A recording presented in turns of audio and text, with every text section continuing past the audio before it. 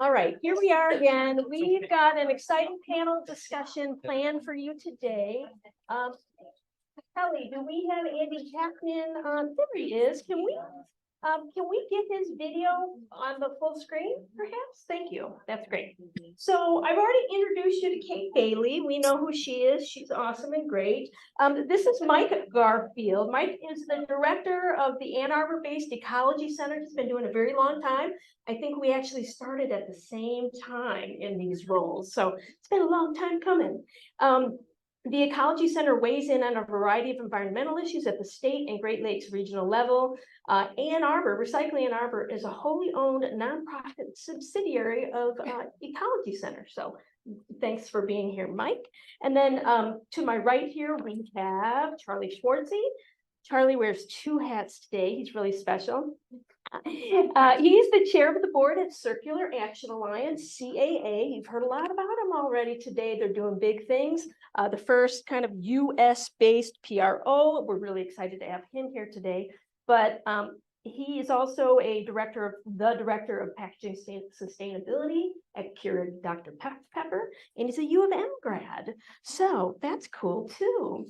And then you all know, hopefully, Theo Egerman at the end. He's the director of public works for Washtenaw County. The county last updated its solid waste plan in 17. Well, finalized in 19. Finalized in 19, and he's gearing up for the materials management planning process, of course.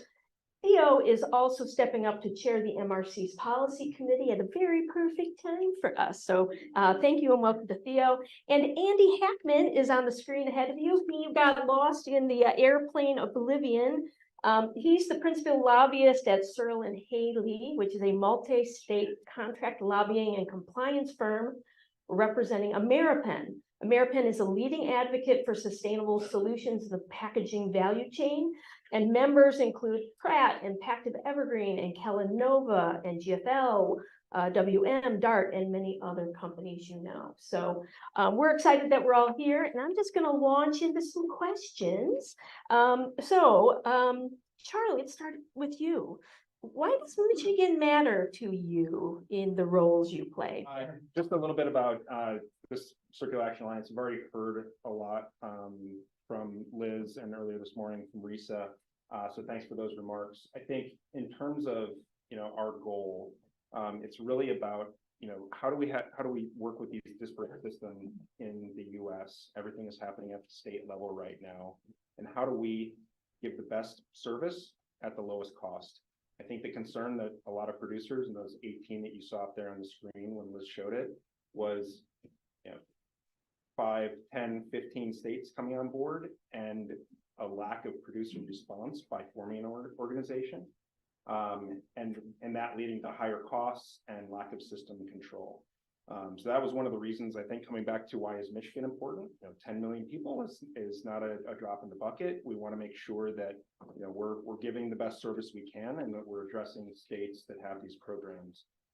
All of these programs are very different. That's already been talked about. We're trying to bring as much standardization as we can, at least at the pro level, within the constraints of what we can do as a producer-led organization, be able to provide those services and ultimately increase recovery rates. That's great. Thanks, Charlie. Appreciate that. Kate, can you answer that from your perspective? Hi. So a couple of things I want to say. I work with all of the states when it comes to improving recycling through policies and other programs. You all have something special. So a couple of things. Charlie mentioned 10 million people. That's important impact.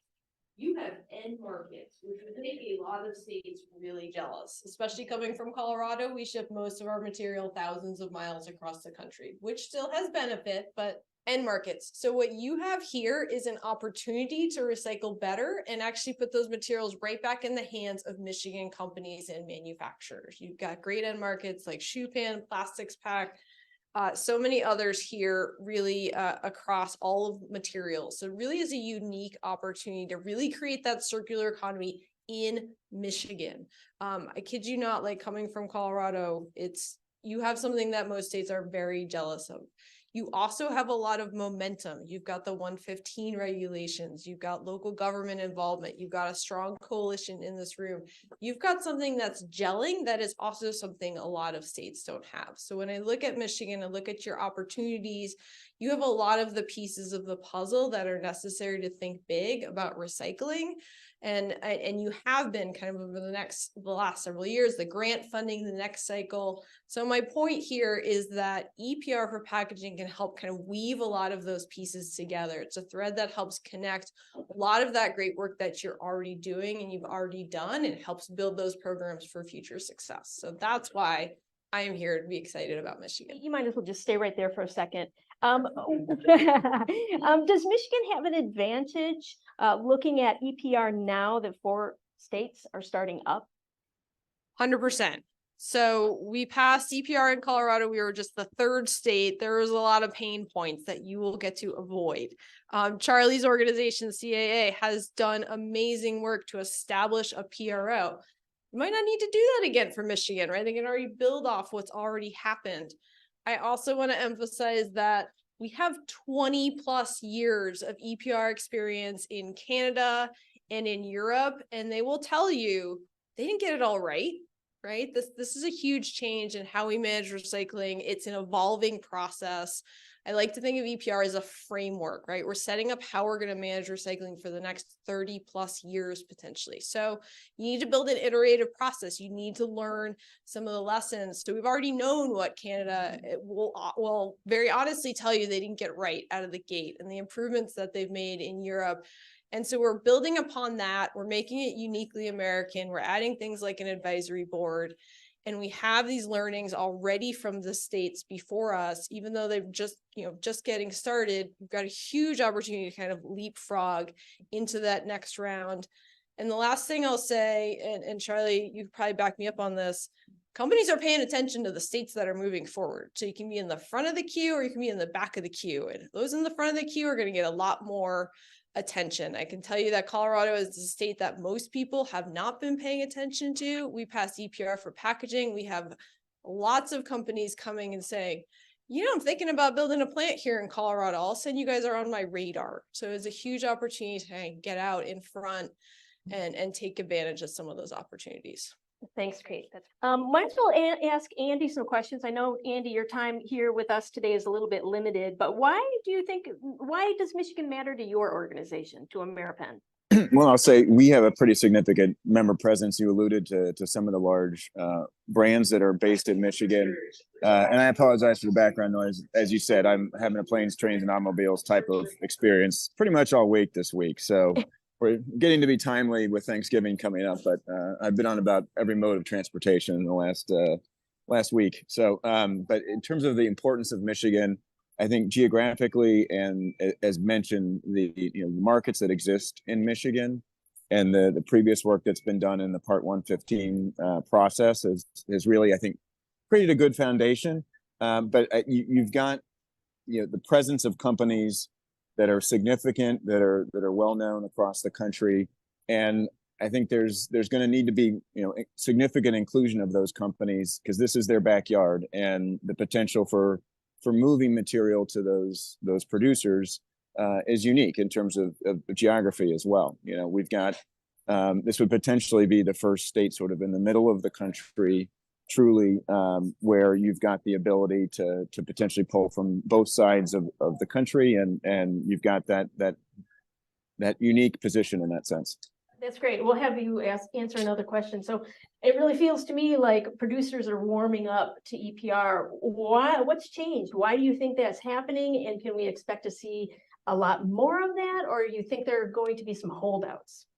Well, I mean, there's always a diversity of perspective when you've got, over 100 different companies. Some are small, medium sized, et cetera, and different perspectives on what they need for their business models. It certainly has been a evolution, I think, in the process of getting vast swaths of industry on board. And I think really the design of the structure of the EPR program will help ensure that you continue to have producer support for an idea that generally there are principles from every organization Ameripen included, but most of the producers have principles relative to what EPR looks like. But it is some of those granular decisions that are made in the legislation with regard to balance and control and the impact on materials and markets.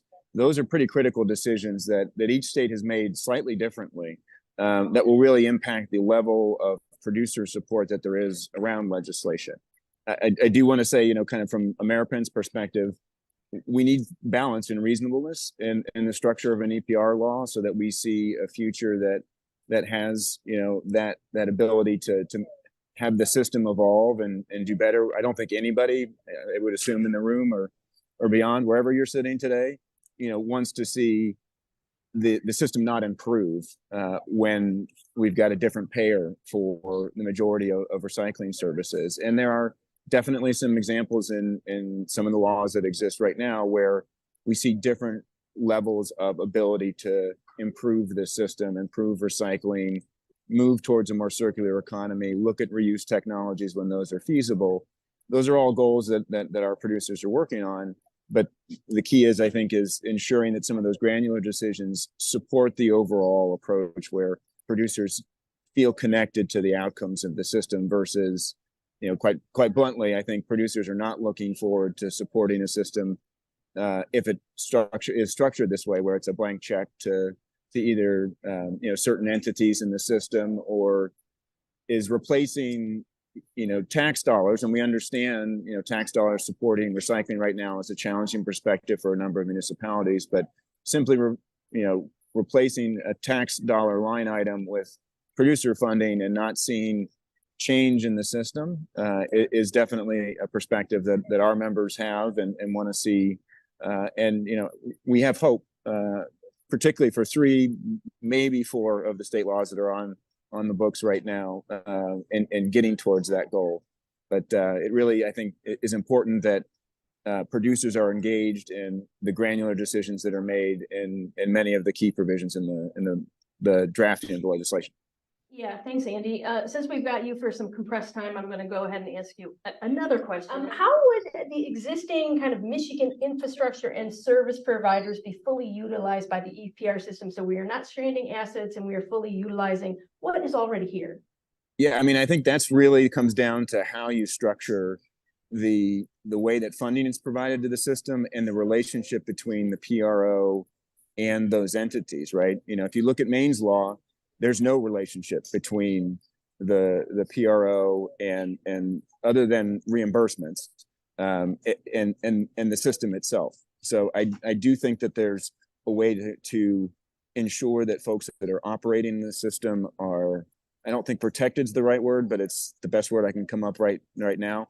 But to ensure that those that are, have invested in the system are certainly looking to have advancement and improve their operations and ensure that more materials are recycled or reused or finding markets for those materials.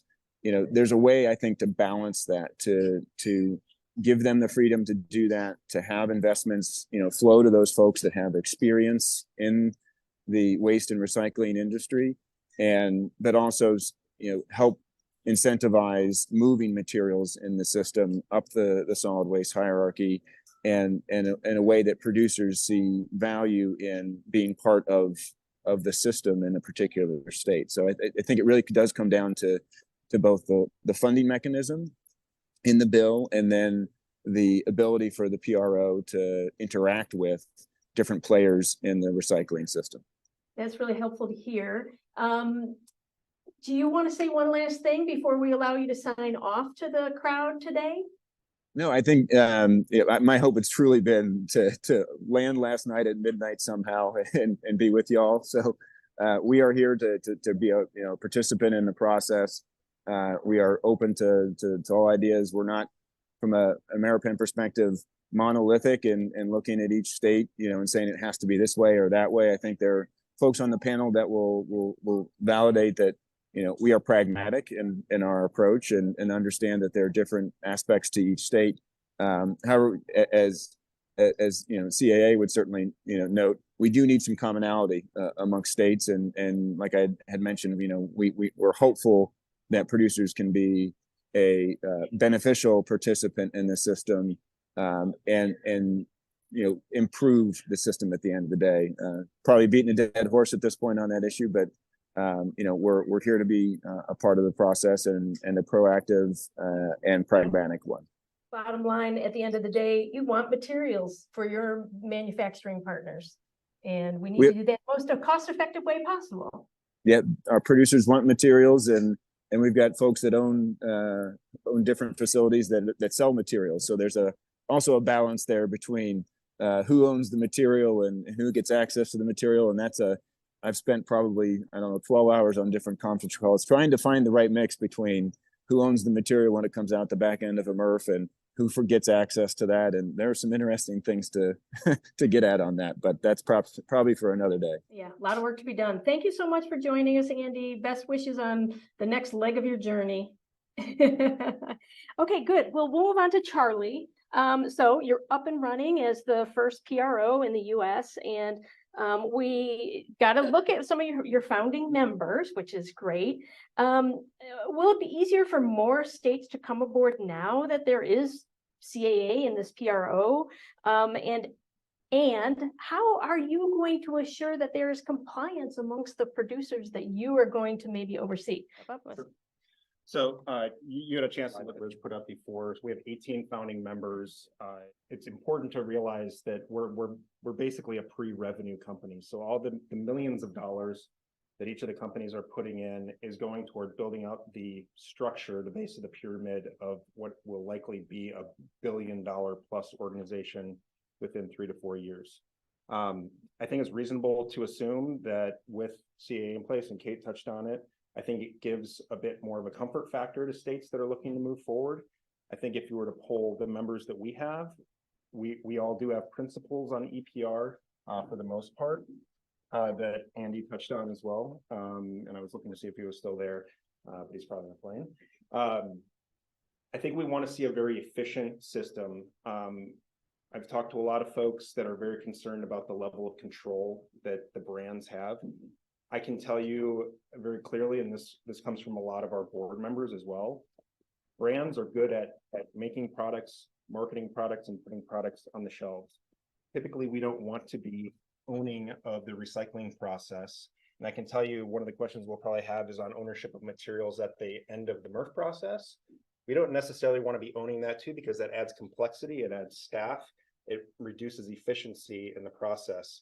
And right now, I'm trying to hire a CFO, and I'm trying to hire a CIO, and I'm trying to get Microsoft Office procured for the staff that we don't have yet.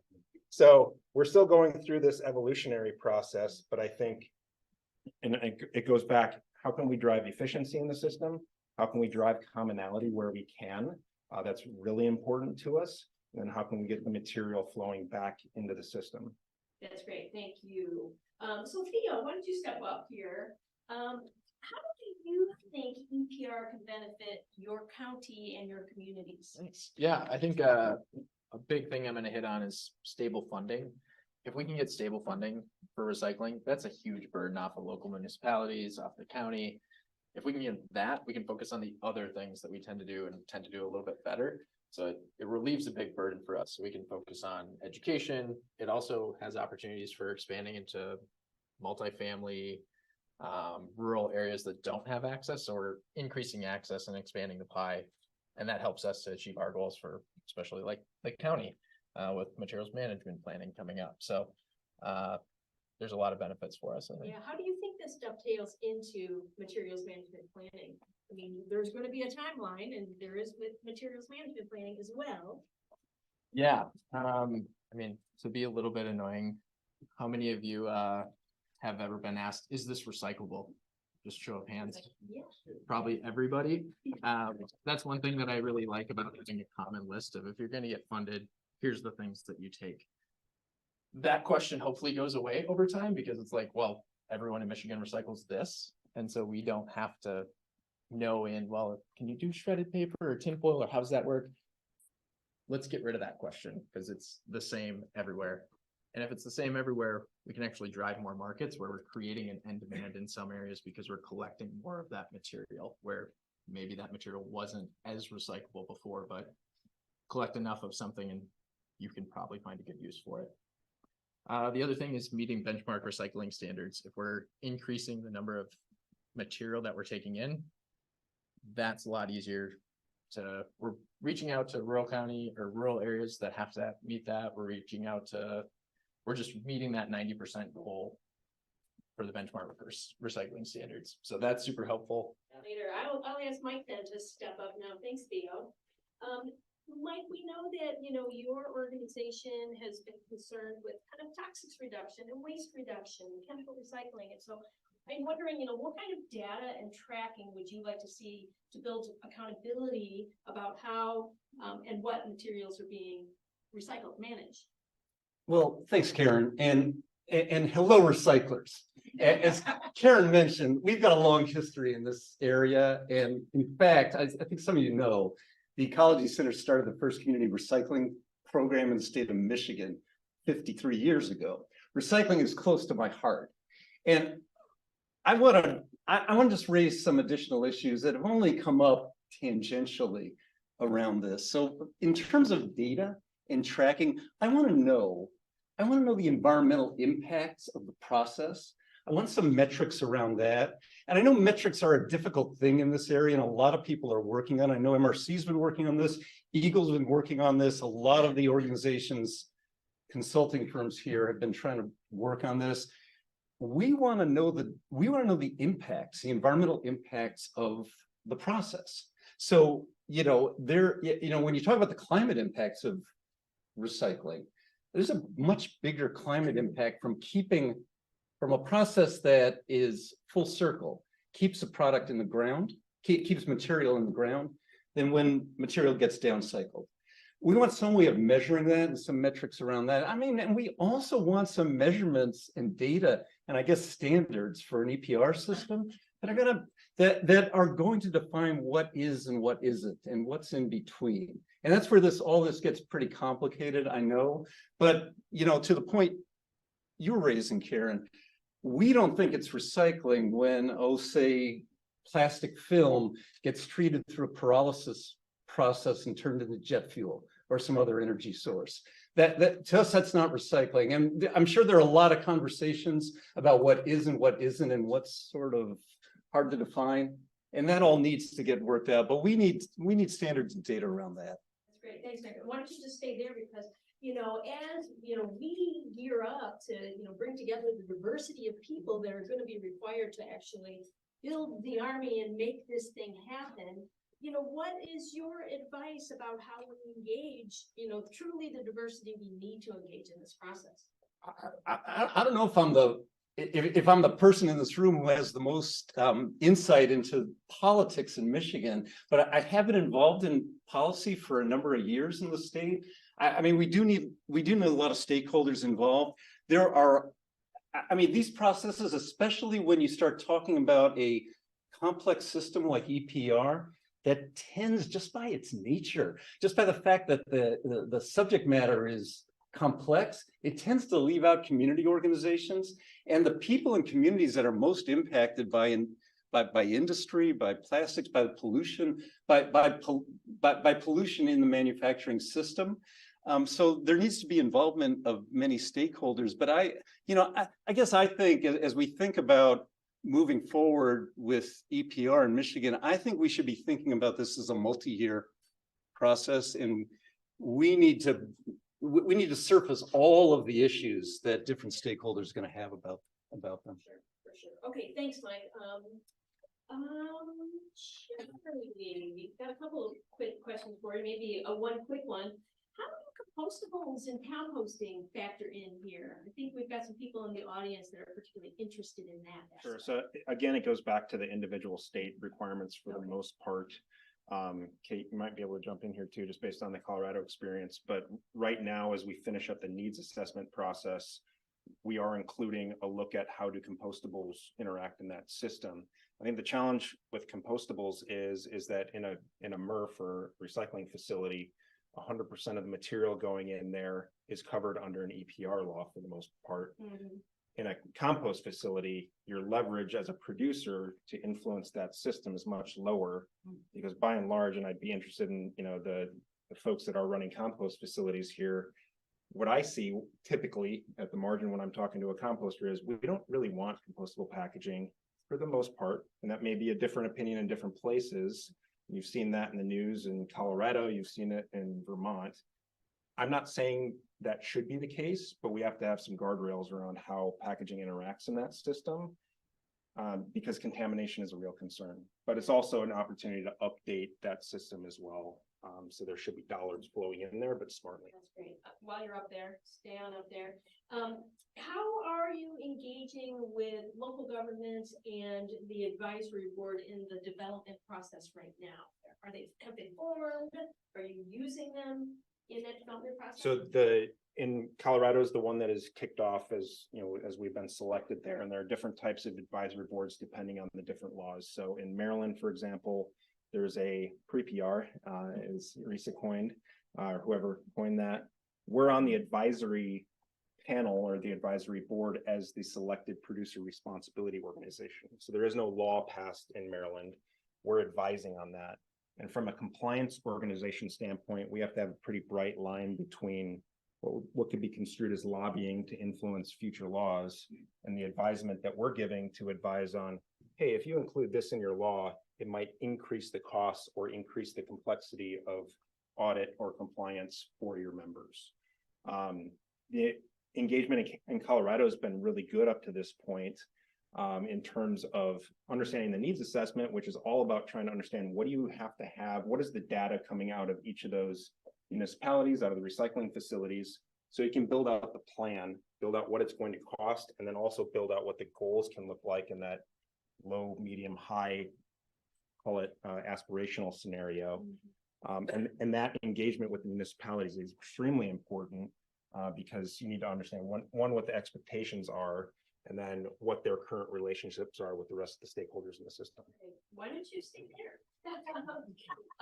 What are the advantages and disadvantages of producers being in charge of this system through PRO? I mean, we heard from Risa that there's really kind of this spectrum of who's kind of in charge. So from your perspective, it's better to have producers kind of leading the way or the state leading the way?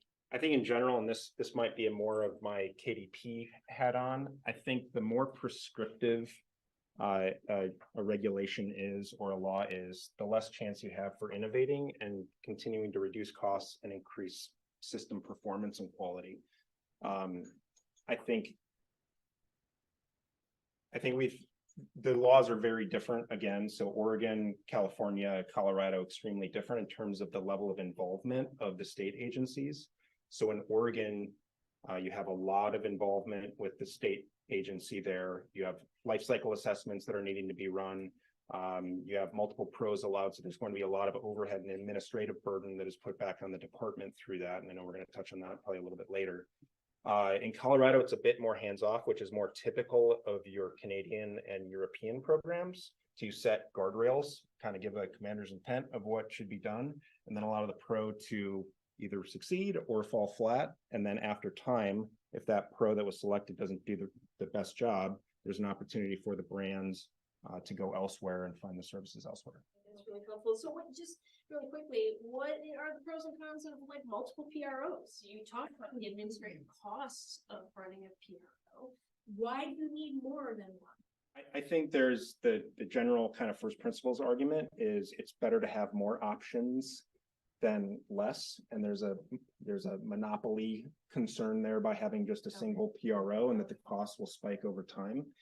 I think the benefit of having a single pro is that, at least in our case, where we have different laws in different places, you can keep those administrative costs low and increase system performance. But there's also the benefit of having a nonprofit pro, so there's not a revenue kind of motive or a profit motive there to continue to grow. Yeah. So how do you think EPR could address some of the environmental issues that we're all concerned about, frankly? But, you know, we mentioned chemical recycling and reducing waste and toxics and all that kind of stuff. How do you think that fits into kind of an EPR system? So started off today talking about why recycling matters, why we're doing this from a climate benefit. So I really think one of the unsung benefits of EPR is that really dorky word data. right? We're gonna have a lot more data. We're gonna have a lot better understanding of where the materials are coming from, how much packaging is being sold into the state. Producers have some more of that data. We don't have that data as local governments. We're gonna be able to look at things from a fresher perspective, really be able to calculate a lot of those environmental benefits, really be able to track the tons better, to know better understanding kind of where things are going and what that impact is. We've got states like Oregon doing life cycle analysis. We're also kind of building the whole collective pool of understanding. And there's a lot of opportunities to kind of make sure that this is focused on environmental benefits. So you are looking at, you're putting a fee on packaging essentially in this system. And that fee is higher when the packaging is non-recyclable or has lower amounts of recycled content. So you have an ability to drive towards those environmental outcomes that we're really focused on. And I think this comes to Charlie's point of like, what's the broad vision of where are you setting your recycling rates? How are you setting your environmental incomes? And then let's shoot for that system and how we get there. And I think that's just, there's an exciting way to drive efficiency too. I mean, think about, you all know how you operate as a state and sort of all your different jurisdictions, but everyone is managing their own system kind of as their own little community, right? This is our opportunity to step back and go, okay, we've got Michigan, and what if we move the tons from here to here to here, and how do we flow as a system? We're super excited to do that in our box of Colorado. It was like, I'm gonna move the tons here, I'm gonna do this, this is where I'm gonna build facilities. We can look at the efficiencies of the statewide system. We can reduce transportation costs. We can help scale those environmental, we can make recycling more efficient, which is going to make it better at delivering those environmental outcomes. So that kind of starts getting into that eco-modulation kind of question. Can you help the audience understand what eco-modulation is? And it's my understanding that all packaging is going to be assessed, whether it's recyclable or not at this point. But so how does that all work? So we talk a lot about EPR as a tool for recycling, but I want to definitely clarify that all packaging that's covered under all consumer facing packaging, depending on how you define what consumer facing packaging, everybody pays into the system. So if you make something that's compostable, recyclable, if it's just designed for the landfill, it pays in. So all of a sudden, everybody is paying attention to where does my product fall out? Oh, I'm designed for the landfill. I'm going to pay a higher fee. So there is a base fee assessed on all of the packaging, depending on the type, metal, plastic, glass, how it works in the system. So this is the first time companies are going to be financially connected to how their packaging flows in the recycling system.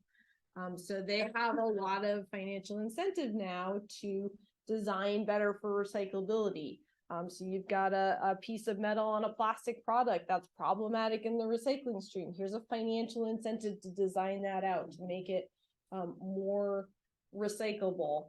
This is also a system that's based on weight and the amount of packaging you put on the market. So less packaging equals lower fees. So this is a huge opportunity for companies to go, oh, I don't need to sell my toothpaste tube in a box. I'm going to get rid of the box, right? Where else can I sort of downsize? How do I take, another example is like you're selling multiple bottles of like sunscreen, right? Sometimes you see those like wrapped in a PVC pouch that nobody's able to recycle. What if we put that in a little cardboard sleeve? What if we put that in some other kind of, again, innovating in packaging to reduce that design, to reduce that fee? So that's sort of the basis of the EPR program. That eco-modulation or green design kind of adds on another layer that says if you're more recyclable, you're going to pay less. If you don't have toxic substances, you're going to pay less. And kind of the state policy will determine exactly how you make those connections. But it's all about, we as recyclers, I feel like I've heard this working in community recycling. People call and they're like, don't you tell the producers not to make it that way, that this is more complicated?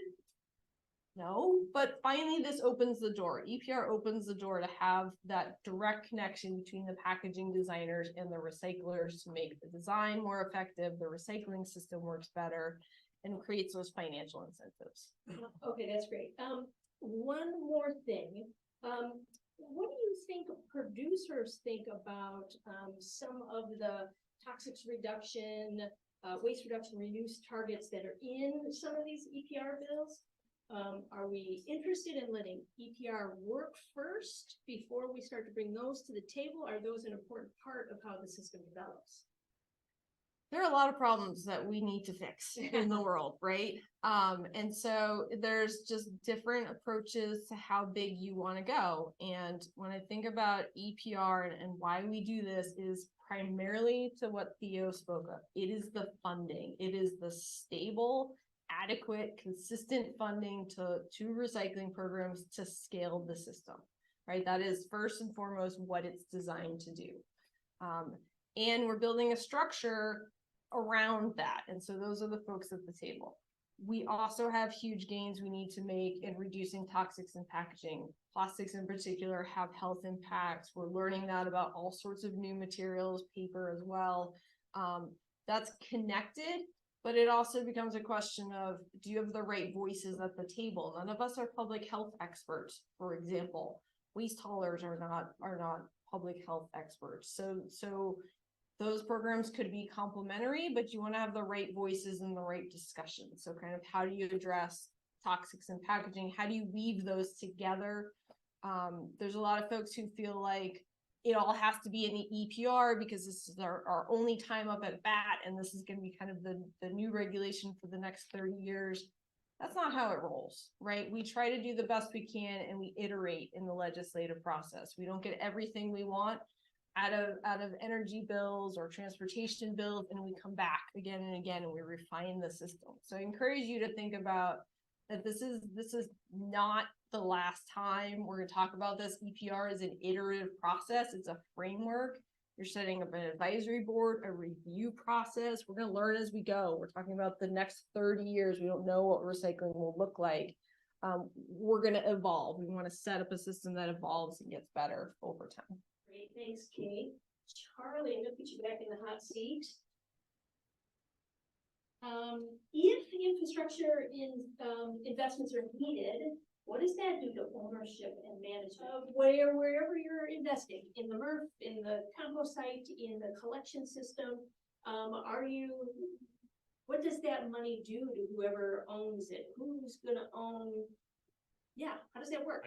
A lot of that is prescripted in the policies in each of the states. I think in general, it goes back to kind of that principle of we want to have as much efficiency and we want to control where it needs to be controlled, but not beyond that. So if funds are flowing into the system, and we're looking to have a level set of quality, say at the material recovery facility level, those dollars are going to go into the system, but in a perfect world, those assets are still going to be owned at either the private or the public company level that's operating the recycling facility. We know that we have a bit of a patchwork infrastructure right now. We're going to have to work through that. Some of the laws protect maybe facilities that I personally wouldn't say are places where I want to have things recycled because they're not recovering as much as we think they could, but that will be protected under those laws. I think it's going to be a spectrum and a timeline too, because we're not going to change the system overnight. We don't want to be running recycling facilities, but over time, we want to see the quality of facilities there to accept the materials that they can to get us towards some of these aspirational targets. Because again, at the end of the day, if we don't see increased recovery rates, we're going to continually to see our license to operate and sell products be reduced, especially in the plastic space, which is in the hot seat right now in the media and other places for a multitude of reasons. So what I hear you saying, Michigan, for example, is a very subscription heavy state. And so if there's not services being provided and you guys have to contract for those services, you're investing in that contract, which gives that provider the means to be able to provide services and continue to invest in their own system. I think if you look at a state like Colorado, I always look to Reese on this because she's in Garth because they know these programs and the ins and outs of it, and even Kate does much better than I do. But if you look at sort of the general principle there, it's reimburse where you can, where the system is operating within a certain set of guardrails that allows for better quality recovery rates. the Front Range in Colorado, so, Denver, Boulder, the cities that likely already have services, that's going to be moving forward kind of business as usual, but working to gradually improve the systems. Other side, the rest of Colorado, and it's a lot like Michigan, outside of Southeast Michigan and a few of the other spots, you've got rural spots that maybe have subscription service. In Colorado, they've, the term is fair and equitable access, and I think Liz put it really well. You want to have as equal of access to recycling as you do to trash service. And you have huge ranches that are miles and miles apart out in Colorado. Curbside service right now is probably not going to look very feasible from a cost and an expectation standpoint. So drop off may be the interim solution, but we'll be working through that fair and equitable. It's easy to say, but really difficult to put into practice. Yeah, right. So who would assure compliance, and enforce the law eventually in these systems? Ultimately, a state like Colorado is going to be CDPHE. They'll own the audit and the oversight requirements. The pro is going to be working toward getting audited by those agencies, whether it's Cal Recycle or CDPHE or Oregon DEQ. So they would ultimately have the oversight. Again, it's about how prescriptive and how much actual operational integration those organizations have is different between each of the states. Okay, that's really helpful. Sure. Let's see, I've got a question that I want several answers from you all before, but Mike, why don't you answer first? How much of this type of program you've been listening today do you think should be operated by the state? By the state?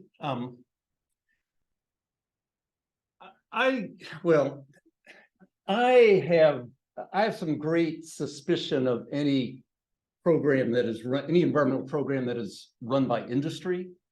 I have quite a bit of suspicion of any environmental program that's run by government too. Honestly, honestly, from my point of view, what matters here are the rules put in place, the responsibilities of the different players and the standards they've got to meet. I would tend to lean towards a larger public sector role than probably some of the other folks on the panel here. But that's not the key question to my mind. The key question is the rules of the system. That's excellent. Theo, do you want to weigh in on that? Yeah, I think I agree with what Mike said. I also think as far as who should be responsible, I like the Colorado system where there's a nonprofit where you have the PRO. I have some skepticism of the state when they are not following legislation because like materials management planning, they're already over a month behind statute and everyone's like, okay, we'll just wait longer. So there's, also some, if it's a private company, I think people also have a healthy skepticism. So I favor the model that Colorado has where you have producers having a lot of input, but it goes to a nonprofit that's regulated by the state. And I think that's the nice. That's great. Do either of you need to weigh in on that one at this point? Okay, we'll move on. Pete and Charlie, what do you think is needed to harmonize these programs between states? We know that as these programs grow up, the harmony is going to be important for at least the producers, but it sure makes it easier on the states too, right? You want to take that one first, Charlie? So Liz from Colorado touched on it. I think, as we go through this, we're starting to get better state by state by state. And that's just, the engagement that you have over time refines how you interact here. I can't tell you how many hours I've sat on calls talking about what is the definition of producer. And I'll give you an example. So we make Dr. Pepper and we have a plant in Holland, Michigan, that makes that. But on the other side of the state, we have a partner bottler, maybe it's Big Red, Big Blue, that helps us out doing that. In the plant where we don't have any oversight of the packaging material that's used, should we be the producer of that product? And it's a big question in some of these states. So we're grappling with that. But I think over time, we'll come to an aligned position. And it goes back to the value of having a single entity is that you don't have differences between state to state and how things are enforced at the producer responsibility organization level. And I think also over time, you're going to see kind of a convergence, hopefully, toward a bit of a more singular model that's run at the state level And again, why we set up an umbrella organization with individual state LLCs, so that you could have some level of standardization at the national level, call it a center of excellence on certain things, but execution at the local level, because you really need that stakeholder engagement, like really need that stakeholder engagement between the municipalities, the environmental groups, the haulers, the MRFs, to be able to run it efficiently. Kate, do you wanna get at that one? Echo definitions, it's one of those things in policy everybody glazes over at the beginning of the bill, which is hugely important. And at the end of the bill, everyone glazes over reporting also. And we want an efficient system, right? We want producers reporting on the same apples to apples across states. We have a system right now where we have a hard time comparing recycling rates between states because we're not reporting apples to apples. Let's get beyond that. This is our opportunity, right? You've got probably 1,000, 2,000 companies probably affected by this policy. They're selling materials all around the world. We're hearing global calls for harmonization. They want to be reporting the same way in Canada as they are in Europe, because those are all the back end costs that just add burden on. So really important to pay attention to how we're setting those reporting requirements. And then I also want to step back and just say, I don't see a system where we're going to have 50 different EPR policies, right? I don't think that's where any of us want to go. But Michigan's also a lot different than California, and you're also a lot different than Hawaii or some other places, maybe like Texas. So really, to me, I can see us evolving probably toward a regional models, right? Where we've got the West Coast is doing their thing. We've got the 10 Northeast states that kind of coordinate on some stuff. You got a Midwest hub here where you can talk about markets, regional scale, how you're sort of all set up. I know in Colorado, we share a lot of similarities with Arizona, New Mexico, Nebraska. We're already talking to them about how do we create that Mountain West system.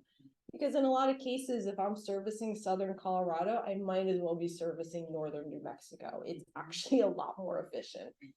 So I encourage to also think like, where do we want to be in a couple of years? Maybe it's that regional system. We definitely want to drive that efficiency as best we can by harmonizing. Stay right there, really quickly. How does EPR interact with Michigan Bottle Bill? We haven't talked about that yet. Ooh, great question. So a couple of things about that. EPR and bottle deposits coexist all around the world. So Europe has both systems in many places. You've got bottle deposits in Oregon, California, and Maine. So 3 of the states that have passed EPR. You don't have one in Colorado, so it's not like an either or both and. It's kind of, you know, we do what we can here. Typically, the legislation exempts the containers that are managed under the deposit system. So it's basically saying you're managed under the deposit system, you're out of the EPR system. So it lets the deposit system do its own thing. It manages EPR over here. So definitely, you know, they complement each other really well. But I think, you know, we can also just structure the conversation on like, this is EPR for packaging. This is not going to talk about, you know, the whole bottle bill system. Okay, one more real quick question is, many of the contracts that local governments have are integrated contracts with waste systems as well. And I'm wondering, are there any provisions or things we need to think about as we try to address one part of the system, but not the other? So you as a local municipality, county, township, government, you get a better bang for your buck when you can contract for composting, trash, and recycling, right? You want to have one service provider that can be helpful. So think of EPR as the funding for the recycling system. So, you know, that's how that system is funded. It doesn't impede your ability to contract other services. It just pays for the funding for the recycling. That's excellent. And as you might as well stay up there because we're going to move into kind of our last question. I want to give everybody a chance. Just remind us, why are we doing this? What's the most important benefit that we get from EPR for packaging? I worked in recycling for 20 years because I think recycling has so many benefits that I love talking about. I can talk about jobs, I can talk about climate, I can talk about reducing air pollution, economic, environmental. EPR, we are here to talk about, to me, is the funding. Everywhere I've traveled across this country, people have consistently said we want better recycling, and local governments have said, I don't have the funding, I don't have the resources. It's a challenge. So this is our opportunity to fundamentally shift how we fund recycling and we'd be able to build upon that consistent, stable funding that we would all love to have. That's great. Charlie, you want to answer that question? Why should we be? I 100% agree with the funding. I think also consistency, but I go back to, we've got a serious faith in recycling problem right now. And if we don't address that in a harmonized way, it's going to continue to spiral into the ground. So I think this is one way to at least give a consistent message, a consistent service, and a consistent improvement in recovery rates to folks. It's going to be slow because we're doing it at the state level. I think a lot of producers would love to have a well-written law at a national level, so we don't have 50 states of question mark. But that at the end of the day is how we think about it from a brand level. We've got to keep the faith in this system. I'm a little surprised not to hear you say that you want to provide materials to your brands so that they can. That's high on the list as well. That's And on as a the list, brand, okay. yeah, we definitely want to see those back in product. Thanks. And then, let's see, for Mike and Theo, I actually want to ask two questions. Why do you think we should be doing this again? And what do you think it's going to take to pass EPR in Michigan? Go first, Go ahead. Theo? Great. Yeah, why do we do it? For me, it's the environmental benefits, but I think the funding is what makes all that happen. And this, like I said, takes the burden off municipalities, counties. So I think that's gonna really drive all those environmental benefits. And how are we gonna pass this? I mean, do you think that we've got a chance here? I like what Liz had to say, and I think that's the piece that I was looking for, is building that broad coalition, and I think that may take a while. So I think as much as I want to get this moving as fast as possible, I think that takes some time. So I think it's building that broad coalition, describing the benefits. I think events like this start that process, which is great, but it's driving that broad I guess coalition. I know what I have to do. Yeah. Mike, Well, I might have a little bit of a different take on this. I was telling you earlier how dear recycling is to my heart, but I think we've been focusing a little too much on that. I think the concept of producer responsibility is terrific, and that producers should be paying for the system. But it's the definition of the system that matters. And I care about environmental and health impacts and community impacts. And I do have public health experts on my staff. And what I'm concerned about is that the system that we designs for waste reduction, source reduction, that it designs for reuse, that it designs for good, real recycling too. And that when we're talking about a circular economy, that we're talking about a non-toxic circular economy. Because we shouldn't have, we shouldn't be finding aldehydes, antimony, and cobalt in our pit. We shouldn't be finding PFAS and fluorinated compounds in HDPE. I talk about losing faith in recycling. When we learn about incidents like that, it undermines everything we've been trying to do for decades. And I think we need to, to the point about, doing this in Michigan, I think we need to surface all the issues that, environmental, industry, other stakeholders care about in this, and design a system that works for everybody and works for communities. thank you, Mike. That'll be our challenge, won't it? Let's give a warm thanks to our panel today.